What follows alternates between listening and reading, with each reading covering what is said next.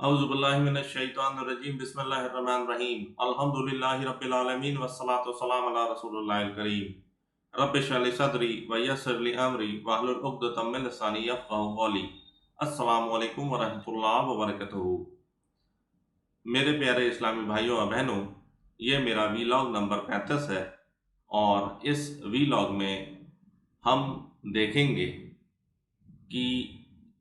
Engineer Mohammad Ali Mirza रहमहुल्लाह के 5B research paper जिसका उन्वान वाक़या करबला के हकीकी पस मंज़र से मुताल्लिक है, उसमें जब हसन अलैहिस्सलाम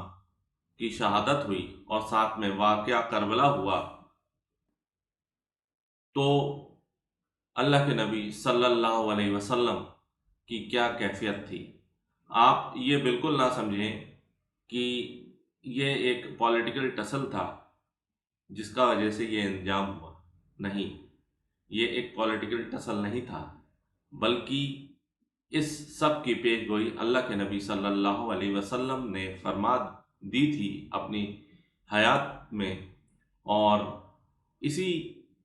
से हम ये अखज़ करते हैं कि ये पॉलिटिकल टसल नहीं था, बल्कि ये एक दीन का मसला था। दीन को फिर से उरूज मिला हज़रत हसन की शहादत के बाद और हज़रत हुसैन की शहादत के बाद वाक़या करबला में। तो ये एक मेजर माइलस्टोन था इस्लामिक हिस्ट्री में, और इसी माइलस्टोन की वजह से उम्मत दो फाड़ हुई, और जब तक इमाम महदी ना आ जाए तो मुझे ये नहीं लगता कि ये कभी एक हो पाएंगे। उम्मत दो फाड़ क्या, उसके बाद जो तकलीद स्टार्ट हुई है उसकी वजह से तो सुन्नियत में भी दो में चार हो गए लोग, और एक अहलुल हदीस हो गए, पांच हो गए, और शिया में भी डिवीजन हो गए। लेकिन ये मसला कोई पॉलिटिकल नहीं था, बल्कि ये दीनी मरहला था और हमारी आजमाइश थी। इसमें जो लोग करबला में शहीद हुए उनके लिए तो ये फितना था ही, लेकिन हमारे लिए भी ये फितना है, ताकि हम इस इंसिडेंट्स को रिएक्ट कैसे करते हैं, इसमें हमारी आजमाइश है। कुछ लोग कहते हैं कि क़यामत वाले दिन करबला की बात नहीं होगी, ये नहीं पूछा जाएगा कि करबला में क्या हुआ। बिल्कुल हमारे हिसाब से पूछा जाएगा करबला के साथ क्या हुआ, और तुम अपने दिल में अहले बैत की मोहब्बत रखते थे या अहले बैत का बुग़्ज़ रखते थे। और अहले बैत की मोहब्बत है तो अगर तौहीद पर है इंसान तो जन्नत जाएगा, और अहले बैत की मोहब्बत ना हुई और उनके दुश्मनों से मोहब्बत और सिंपैथाइजिंग, और यजीद को रहमतुल्लाह अलैह रहिमहुल्लाह रदियल्लाहु अन्हुम ये कहने वाले हुए तो इंशाअल्लाह जहन्नम पक्की है। तो आइए हम देखते हैं, मुस्नद अहमद की हदीस है 648। इस हदीस को शेख नासरुद्दीन अलबानी, शेख जुबैर अली ज़ई ने फ़ज़ाइल सहाबा में सही कहा है। तो सैयदना अबू अब्दुल्ला ताबी रहमतुल्लाह अलैह के बेटे सैयदना अब्दुल्ला बिन नजी रहमतुल्लाह अलैह अपने वालिद से बयान करते हैं, जो सैयदना अली बिन अबी तालिब रदियल्लाहु अन्हु के लिए सफ़र में सामान तहारत का बंदोबस्त करते थे कि वो सैयदना अली बिन अबी तालिब रदियल्लाहु अन्हु के साथ सफ़र में थे। जब आप सिफ़ीन को जाते हुए मकाम नैनवा के बराबर पहुँचे तो आप रदियल्लाहु अन्हु ने बुलंद आवाज़ से कहा, ए अबू अब्दुल्ला। ये अबू अब्दुल्ला जो है वो सैयदना हुसैन बिन अली रदियल्लाहु अन्हु की कुनियत थी। तो मौला अली ने बुलंद आवाज में कहा, ए अबू अब्दुल्ला, फरात के किनारे सब्र करना। ए अबू अब्दुल्ला, फरात के किनारे صبر کرنا۔ یہ فرات کیا ہے؟ فرات انگلش میں عراق کی وہ ندی ہے جس کو انگلش میں ہم لوگ یوفریٹس کہتے ہیں، تو فرات، تو عربی میں بھی فرات کہتے ہیں اور اردو میں اور پرشین میں بھی فرات کہتے ہیں۔ تو جب فرات کے کنارے جب صفین کو جاتے ہوئے مولا علی نے زور سے بلند آواز میں کہا، اے ابو عبداللہ، فرات کے کنارے صبر کرنا۔ تو یہ کربلا بھی وہی جگہ ہے، فرات کے کنارے۔ تو یہ ابو عبداللہ فرات کے کنارے صبر کرنا، یہ کیا مولا علی نے خود بتا دیا؟ نہیں، مولا علی پر وحی نہیں آتی تھی، مولا علی پر غیبی خبر نہیں آتی تھی، مولا علی پر فرشتہ نہیں آتا تھا، مولا علی کو الہام اور کشف نہیں ہوتا تھا۔ وہ سب ختم ہو گیا اللہ کے نبی صلی اللہ علیہ وسلم کے ساتھ۔ کوئی بھی غیبی رشتہ اللہ کے ساتھ مولا علی کا نہیں تھا، نہ تو رسول اکرم صلی اللہ علیہ وسلم کی زندگی میں اور نہ ہی آپ کے بعد، اور نہ ہی اللہ کے نبی صلی اللہ علیہ وسلم نے کوئی ایکسٹرا بات مولا علی کو بتائی ہوئی تھی جو دوسروں کو نہیں بتائی تھی۔ تو یہ بات ہے کہ جب صحابی کوئی غیبی خبر کے بارے میں بتائے تب یہ مانا جاتا ہے کہ وہ غیبی خبر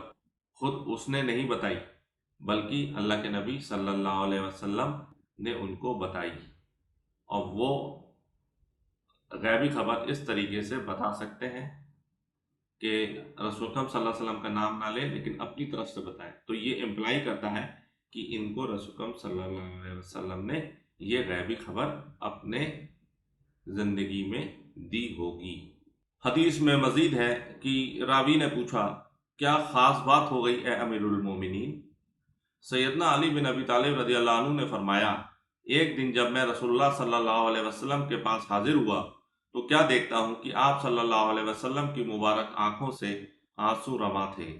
میں نے بے چین ہو کر عرض کیا کہ آپ صلی اللہ علیہ وسلم کو کسی نے ناراض کیا ہے؟ آپ صلی اللہ علیہ وسلم کی مبارک آنکھوں سے آنسو کیوں بہہ رہے ہیں؟ رسول اکرم صلی اللہ علیہ وسلم نے ارشاد فرمایا، نہیں، بلکہ ابھی ابھی سیدنا جبرائیل علیہ السلام میرے پاس سے اٹھ کر گئے ہیں اور انہیں مجھے اللہ تعالیٰ کی طرف سے یہ خبر دی ہے کہ بے شک حسین کو فرات کے کنارے قتل کر دیا جائے گا۔ پھر انہوں نے پوچھا کہ میں آپ صلی اللہ علیہ وسلم کو حسین رضی اللہ عنہ کے مقتل کی مٹی لا کر دکھاؤں؟ میں نے کہا ہاں دکھاؤ۔ چنانچہ انہوں نے مٹی کی ایک مٹھی بھر کے مجھے دی تو اس پر میں اپنے آنسو نہ روک سکا۔ سبحان اللہ۔ تو یہ مولا علی جب رسول اکرم صلی اللہ علیہ وسلم کے پاس پہنچے تو آپ کی آنکھوں سے آنسو رواں تھے، اور اس کی وجہ رسول اکرم صلی اللہ علیہ وسلم نے پوچھی تو رسول اکرم صلی اللہ علیہ وسلم نے بتایا کہ ابھی ابھی جبرائیل مجھ سے مل کے گئے ہیں اور انہوں نے یہ مجھ پر خلاصہ کیا کہ سیدنا حسین کو افرات کے کنارے شہید کر دیا جائے گا۔ تب جبرائیل علیہ السلام نے ان سے پوچھا کہ کیا میں ان کے قتل ہونے کی جگہ کی مٹی آپ کو لا کے دکھاؤں؟ تو رسول اکرم صلی اللہ علیہ وسلم کے ہاں کہنے پر جبرائیل علیہ السلام نے اپنے ہاتھ میں مٹی بھری ہوئی تھی جو ان کو رسول اکرم صلی اللہ علیہ وسلم کو دی۔ اس بات پر رسول اکرم صلی اللہ علیہ وسلم کے مبارک آنسو چھلک گئے۔ تو کیا زندگی ہوتی ہے انبیاء کی کہ ان کے سارے لوگ چھوٹ جاتے ہیں، ان کے سارے عزیزان قتل ہو جاتے ہیں، شہید ہو جاتے ہیں، اور اس سے بھی بڑی بات کہ ان کو ان کے بارے میں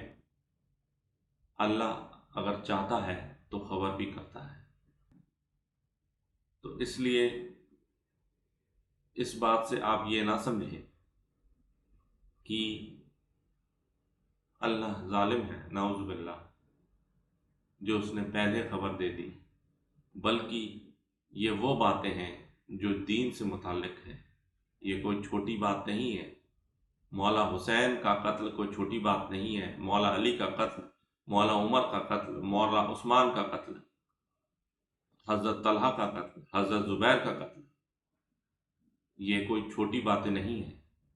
یہ دین سے متعلق باتیں ہیں، اور ان سب کی خبر اللہ کے نبی صلی اللہ علیہ وسلم نے پیشگی فرما دی تھی۔ تو مولا حسین کا قتل کوئی چھوٹی بات نہیں، اور آپ اپنے آپ کو رکھ کے سوچئے، یا کسی پیشنٹ کو لگ کے سوچئے۔ میں تو ڈاکٹر ہوں، تو مجھے معلوم ہوتا ہے کہ جب پیشنٹ کا لا علاج بیمار ہوتی ہے تو ہم اس کو نہیں بتاتے، بلکہ ہم اس کے رشتہ داروں کو بتاتے ہیں، کیونکہ ہمیں معلوم ہے کہ اگر ہم نے اسے بتا دیا تو وہ جیتے جی مر جائے گا۔ اور آپ وہ سوچئے کہ جن کو یہ باتیں پہلے سے معلوم تھی، اب جنگ صفین میں جب مولا علی جا رہے تھے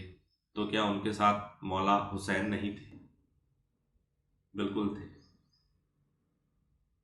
ان سے رہا نہیں گیا، ان کو رسول اکرم صلی اللہ علیہ وسلم کی وہ بات یاد آ گئی، اور پھر آپ یہ سوچئے کہ جب یہ خبر ملی کہ حضرت حسین کو قتل کر دیا جائے گا، تو رسول اکرم صلی اللہ علیہ وسلم اور مولا علی، جن کو وہ بچے تھے،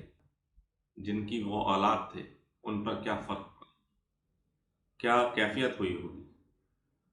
اور انسان کیوں نہ روئے جب ایسی بات سنے۔ اتنی آزمائش آتی ہے انبیاء پر۔ اب مستدرک للحاکم کی حدیث ہے، اور سلسلۃ الصحیحہ میں بھی حدیث ہے کہ سیدنا جابر بن عبداللہ رضی اللہ عنہ بیان کرتے ہیں کہ رسول اکرم صلی اللہ علیہ وسلم نے ارشاد فرمایا، سید الشہداء یعنی شہیدوں کے سردار سیدنا حمزہ بن عبد المطلب ہے، اور وہ شخص بھی سید الشہداء ہے جس نے کسی ظالم حاکم کو نیکی کا حکم دیا اور برائی سے روکا، تو اس حاکم نے اس حق گوئی کی پاداش میں اسے قتل کر دیا۔ ہم میں بھی جب علم نہیں تھا، جب لوگوں کو کہتے سنتے تھے کہ مولا حسین سید الشہداء ہے، تو ہم بھی ان سے لڑتے تھے اور یہ کہتے تھے کہ نہیں، سید الشہداء تو حمزہ بن عبد المطلب رضی اللہ عنہ ہے۔ لیکن یہ علم کی کمی کی وجہ سے ہوتا ہے، اور فرقہ واریت کی وجہ سے ہوتا ہے کہ آپ کو آدھی بات بتائی جاتی ہے۔ پوری حدیث تو یہ ہے کہ سیدنا حمزہ بن عبد المطلب سید الشہداء ہے، اور ہر وہ شخص سید الشہداء ہے جس نے ایک جابر حکمران کے خلاف علم اٹھایا، آواز اٹھائی، اسے اچھائی کی دعوت دی اور برائی سے روکا، اور وہ نہ مانا، اور اس نے اس کی پاداش میں اس اچھی بات بتانے والے کو ہی قتل کر دیا، تو وہ قتل ہونے والا بھی سید الشہداء ہے۔ اور یہی مولا حسین کے ساتھ ہوا۔ اس لیے یہ حدیث اس بات کی گواہ ہے کہ مولا حسین بھی سید الشہداء ہے، اور ہر وہ شخص سید الشہداء ہے جو حق کی آواز بلند کرتا ہے، اور پھر اسی وجہ سے وہ شہید بھی ہو جاتا ہے۔ اس حدیث کو امام حاکم اور شیخ ناصر الدین البانی نے صحیح کہا۔ اب ایک اور حدیث آ رہی ہے مسند احمد کی 2065، جسے شیخ شعیب الارناؤط رحمۃ اللہ علیہ، شیخ زبیر زئی رحمۃ اللہ علیہ نے فضائل صحابہ میں صحیح کہا ہے۔ یہ بھی رونگٹے کھڑے کر دینے والی حدیث ہے کہ اس کو سن کے انسان اندر سے ہل جائے۔ اس میں آپ کو بتایا گیا ہے کہ کس طرح سے اللہ کے نبی صلی اللہ علیہ وسلم پریشان تھے جب مولا حسین کا قتل ہوا ہے کربلا میں، اور ان کے ساتھ میں ان کے ساتھیوں کا۔ سیدنا عبداللہ بن عباس رضی اللہ عنہ بیان کرتے ہیں کہ ایک دن میں نے دوپہر کے وقت رسول اللہ صلی اللہ علیہ وسلم کو خواب میں دیکھا، اس حال میں کہ آپ صلی اللہ علیہ وسلم کے بال مبارک بکھرے ہوئے ہیں اور آپ صلی اللہ علیہ وسلم پر گرد لگی ہوئی ہے، اور آپ صلی اللہ علیہ وسلم کے پاس ایک شیشی ہے جس میں خون ہے۔ میں نے عرض کیا، اے اللہ تعالیٰ کے رسول صلی اللہ علیہ وسلم، یہ کیا ماجرا ہے؟ رسول اکرم صلی اللہ علیہ وسلم نے ارشاد فرمایا، یہ حسین اور اس کے ساتھیوں کا خون ہے جسے میں صبح سے اکٹھا کر لیا۔ کیا تکلیف دہ بات ہوگی کہ اللہ کے نبی صلی اللہ علیہ وسلم کربلا والے دن کتنے زیادہ پریشان تھے، اور اس میں آپ یہ بھی نہیں کہہ سکتے کہ ہو سکتا ہے رسول اکرم صلی اللہ علیہ وسلم نہ ہو، لیکن یہاں پر تو عبداللہ بن عباس جو رسول اکرم صلی اللہ علیہ وسلم کے کزن چچا زاد بھائی، انہوں نے خود رسول اکرم صلی اللہ علیہ وسلم کو دیکھا، اور جیسا آپ کو معلوم ہونا چاہیے کہ حدیث میں ہے کہ جس نے مجھے دیکھا، رسول اکرم صلی اللہ علیہ وسلم کا فرمان ہے کہ جس نے مجھے دیکھا اس نے مجھے ہی دیکھا، میری شکل میں شیطان نہیں آ سکتا۔ تو جب صحابی اور وہ بھی بھتیجے جب رسول اکرم صلی اللہ علیہ وسلم کو دیکھیں تو یعنی کہ انہوں نے دیکھا، تو اب یہ آپ مجھے بتائیے کہ جس قتل پر رسول اکرم صلی اللہ علیہ وسلم اتنے پریشان ہیں اور اپنے بچوں کا خون ایک شیشی میں جمع کر رہے ہیں اور پرادہ حال ہے، جسم پہ کپڑوں پہ گرد لگی ہوئی ہے، پریشان حال ہے، تو یہ مجھے بتا دیجئے آپ کہ ایسے نواسے، ایسے مبارک نواسے کے نانا جان جب پریشان ہوں تو ان کے قاتلوں کا کیا بنے گا؟ کیوں کہتے ہو انہیں رحمت اللہ علیہ، رحمہ اللہ اور رضی اللہ عنہ کیوں کہتے ہو؟ تمہیں اپنے بارے میں کچھ بھی فکر نہیں ہے کہ جہنم ملے گی ایسا کرنے پر؟ ایسے شخص کی شہادت جس کی وجہ سے اللہ کے نبی صلی اللہ علیہ وسلم اپنی جنتوں میں پریشان ہیں، وہ کیا ایک چھوٹا معاملہ ہے؟ وہ کیا ایک ٹسل ہے؟ وہ کیا ایک پولیٹیکل مرڈر ہے؟ جس چیز میں اللہ کے نبی صلی اللہ علیہ وسلم انوالو ہیں، وہ کیا دینی مسئلہ نہیں ہے؟ وہ کیا ایک پولیٹیکل مسئلہ ہے، ایک چھوٹا مسئلہ ہے، ایک گدی کی جنگ ہے؟ اللہ تعالیٰ ہدایت دے ایسے لوگوں پر جو مولا حسین کے قاتلوں کے ساتھ اور ان کے وکیل بنے ہوئے ہیں۔ مزید حدیث میں ہے کہ سیدنا عمار تابعی رحمۃ اللہ علیہ کا بیان ہے، ہم نے وہ خواب والا دن یاد رکھا اور پھر بعد میں ہم نے تصدیق کر لی کہ اسی دن 21 ہجری کو 10 محرم الحرام کے دن سیدنا حسین میدان کربلا میں قتل کیے گئے تھے۔ اب پہلے کی طرح تو نہیں تھا، اب پہلے تو آج کی طرح نہیں تھا کہ ٹی وی پہ نیوز آ جاتی تھی، تب تو یہ پتہ چلتا تھا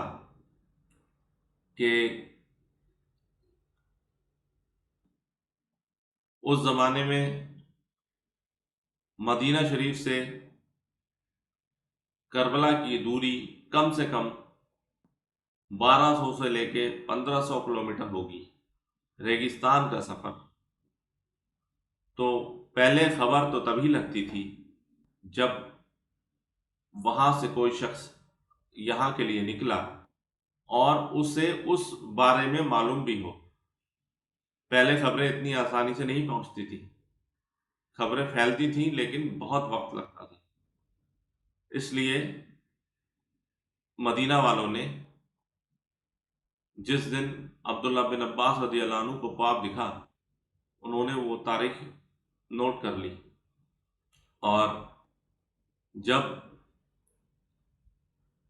خبر پہنچی کچھ دن بعد، تب انہوں نے اس چیز کی تصدیق کی، تو وہ خواب سیدنا عبداللہ بن عباس رضی اللہ عنہ نے 10 محرم 61 ہجری کو دیکھا تھا، اور اسی دن مولا حسین کا قتل ہوا کربلا میں۔ تو یہ بھی ایک غیبی خبر تھی اور لمحہ فکریہ ہے کہ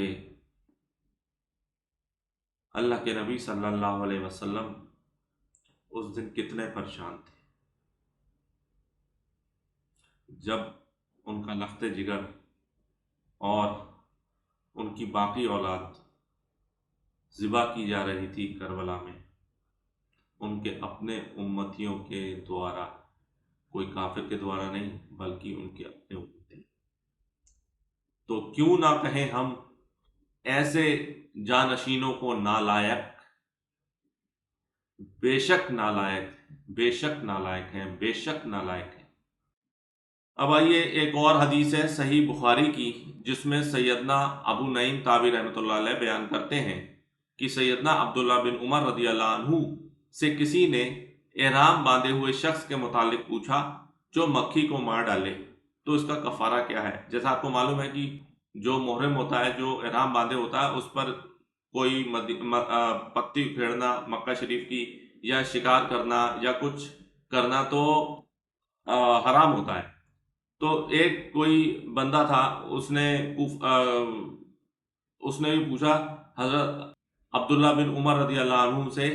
کہ کیا احرام کے باندھے ہوئے بندہ محرم جو ہے وہ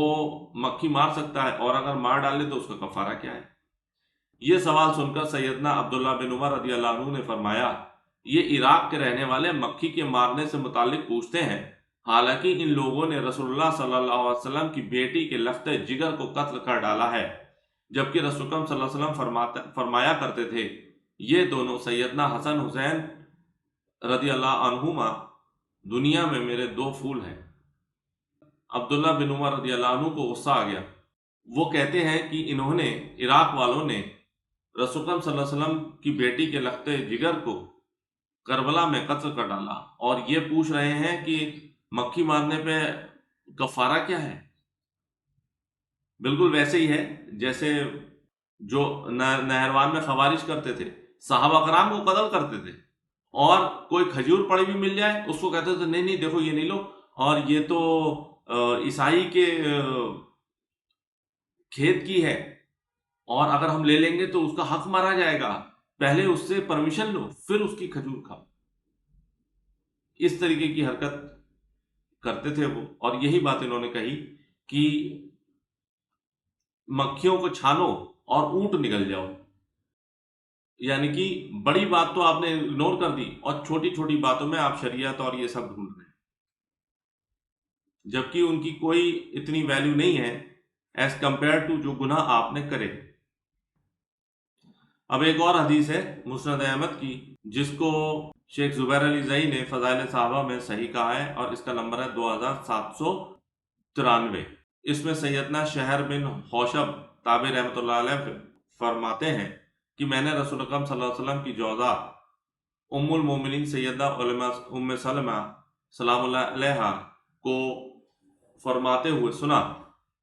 جب سیدنا حسین بن علی رضی اللہ عنہ کی شہادت کی خبر آئی تو سیدہ ام سلمہ نے اہل عراق پر لعنت کی اور کہا، انہوں نے یعنی کہ سیدنا حسین بن علی کو مار ڈالا، اللہ تعالیٰ ان عراقیوں کو غارت کرے، پہلے انہوں نے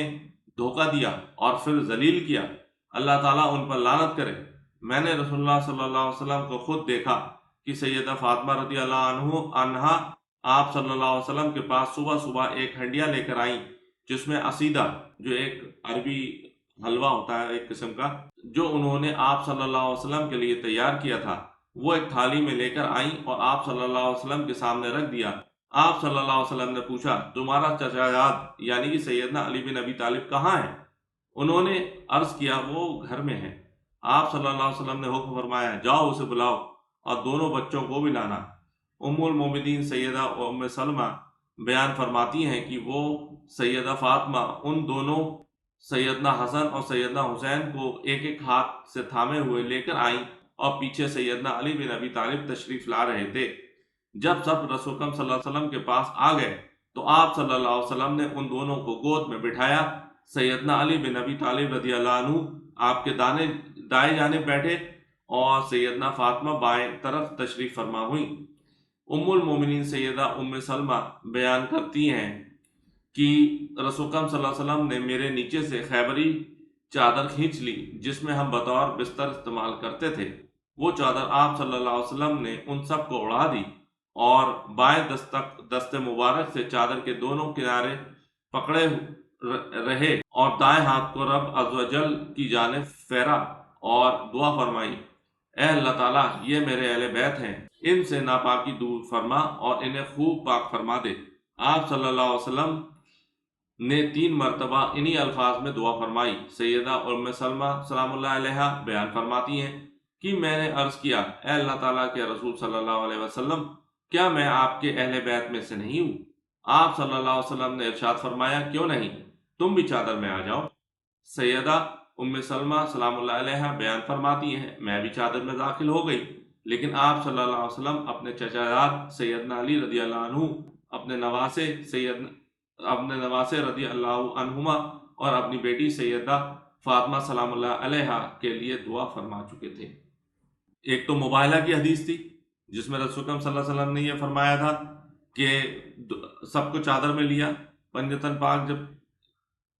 چادر میں آ گئے تو رسول اکرم صلی اللہ علیہ وسلم نے فرمایا یہ میرے اہل بیت ہیں، اور اس حدیث کی راوی جو ہے سیدہ عائشہ سلام اللہ علیہا ہے۔ پھر اب یہ دوسری حدیث ہے جس میں ام سلمہ سلام اللہ علیہا کے گھر میں یہ بات ہوئی، اور اس میں رسول اکرم صلی اللہ علیہ وسلم نے پھر وہی کیا اور ان کے لیے دعا فرمائی کہ یہ میرے اہل بیت ہیں اور انہیں ان سے ناپاکی دور فرما دے اور انہیں خوب پاک فرما دے۔ اب جس کے لیے اللہ کے نبی صلی اللہ علیہ وسلم نے دعا کر دی کہ جو پاک ہیں تو مولا علی پاک ہیں، فاطمہ پاک ہیں اور حسن حسین پاک ہیں رضی اللہ عنہ اجمعین، تو ان کے خلاف کیسے ہم سوچ سکتے ہیں جن کے بارے میں پاکی کی اللہ تعالیٰ نے سے دعا کر دی رسول اکرم صلی اللہ علیہ وسلم نے، تو ان کے بارے میں ہم کیسے بدگمانی کر سکتے ہیں کہ وہ پولیٹیکل گینز کے لیے انہوں نے یزید کے خلاف خروج کیا۔ اور اس حدیث سے یہ بھی پتہ چلتا ہے ان غالی رافضیوں کا رد ہوتا ہے جو یہ کہتے ہیں کہ امہات المومنین اہل بیت میں سے نہیں ہے۔ بالکل ہے اہل بیت میں سے نہیں ہے، لیکن ایک گریڈنگ ہوتی ہے جیسے صحابہ کرام کی گریڈنگ ہے فرسٹ سیکنڈ تھرڈ فورتھ، ایسے ہی اہل بیت میں بھی گریڈنگ ہے۔ اہل بیت میں جو کلاس 1 ہے وہ پنجتن پاک ہے، اس کے بعد باقی لوگ آتے ہیں۔ معجم الکبیر للطبرانی کی روایت ہے کہ سیدنا عمار تابعی رحمۃ اللہ علیہ فرماتے ہیں کہ سیدنا ام سلمہ سلام اللہ علیہا نے مجھ سے فرمایا میں نے خود جنات کو سیدنا حسین پر نوحہ کرتے ہوئے سنا تھا۔ اب یہ ایک اور حدیث ہے جس کو شیخ زبیر علی زئی نے فضائل صحابہ میں صحیح کہا ہے، اور آپ کو میں پہلے حدیث بچائی چکا ہوں کہ جب مولا علی نے حضرت عمر کی شہادت پر آپ کی میت پر نوحہ کیا، آپ کی منقبت کی اور آپ کے فضائل بیان کیے، تو ایسے ہی ان جنہوں نے مولا حسین کی شہادت پر نوحہ فرمایا اور روئے، غم فرمایا، لیکن ویسے نہیں جیسے آج کل عموماً ہو رہا ہے کہ سینہ پیٹتے ہیں، چھاتیاں پیٹتے ہیں، کپڑے پھاڑتے ہیں، زنجیر جنی کرتے ہیں، کوئلوں پہ چلتے ہیں۔ یہ بالکل کچھ نہیں کیا۔ نوحہ وہ ہے کہ جو ہمارے والد کی انتقال ہوا تھا تو ہم نے بھی کیا تھا، ہم نے اپنے والد کی بڑائی پیش کی تھی، ہماری ماں نے میرے والد کی بڑائی پیش کی تھی، وہی نوحہ ہوتا ہے۔ اور چلانا، سینے پیٹنا، چہرے پیٹنا، یہ کچھ نہیں ہوتا ہے۔ مولا حسین کی شہادت کوئی پولیٹیکل گیمبل نہیں تھا، کوئی پولیٹیکل انسیڈنٹ نہیں تھا، کوئی پولیٹیکل گیم نہیں تھا۔ ان کے خلاف جو تھے وہ تو کر رہے تھے، لیکن مولا حسین جو کر رہے تھے وہ دین الاسلام کی پھر سے جو شکل بگڑ رہی تھی اس میں پھر سے جوش بھرنے اور اس کو پھر سے اسٹریم لائن کرنے کے لیے آپ علیہ السلام نے اپنی جان قربان کی اسلام کے لیے۔ واللہ اعلم۔ سبحانک اللہم و بحمدک، نشہد ان لا الہ الا انت، نستغفرک و نتوب الیک، وما علینا الا البلاغ المبین۔ جزاکم اللہ خیر۔ السلام علیکم ورحمۃ اللہ وبرکاتہ۔